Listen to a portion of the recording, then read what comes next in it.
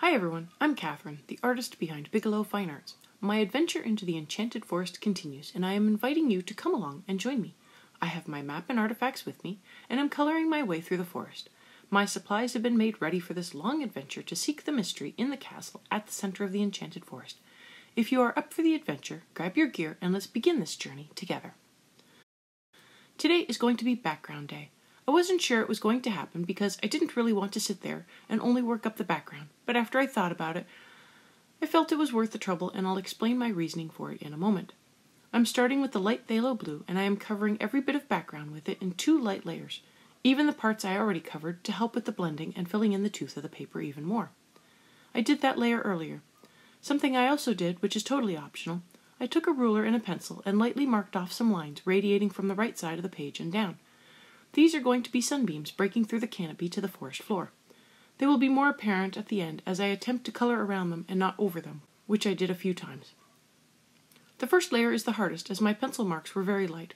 They are optional because everywhere the beam touches will have to be brighter compared to the surrounding colors, like the tree trunks, leaves, and I think I even hit one of the mushrooms.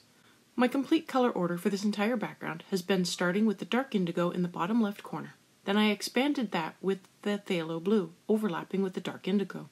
I came in with the middle phthalo, again expanding out the background and also going over the parts I already did. Finally, I used the light phthalo and went over the entire background twice.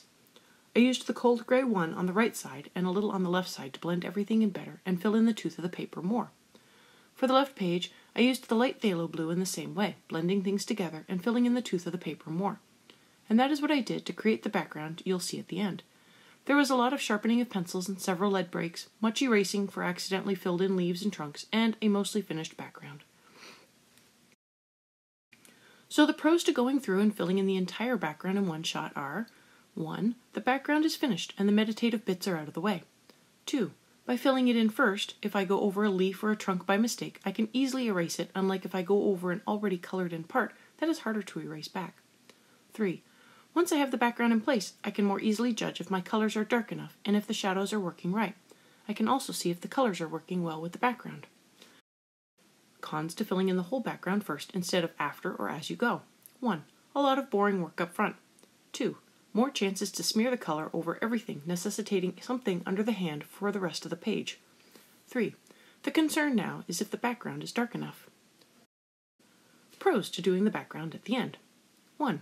Easier to set the color to the exact richness. 2. Knowing exactly where the background needs to go. Cons to doing the background at the end. 1. Worry about getting background colors into already colored areas. 2. Smearing of already colored areas. 3. Having to go back and touch up the entire page to bring the rest of the colors up to full saturation to match the background. 4. Sometimes the background doesn't get done because the page is, quote, finished. As you can see, there is some overlap in the pros and cons. What might be a pro to someone might be a con to someone else. It really helps to know what works best for you and your coloring style. I can be a little sloppy on the background because I want it to fade to the back and the picture to take front stage. So if the paper isn't totally filled in perfectly, that shouldn't be noticed as much as something in the foreground would be. But this also depends on the picture and how much background there is. The Panzerpermia I finished recently has an enormous background that almost takes front stage, so every picture works up differently as well. What is a pro for one picture could be a con for another. There isn't just a do it before or do it after issue here.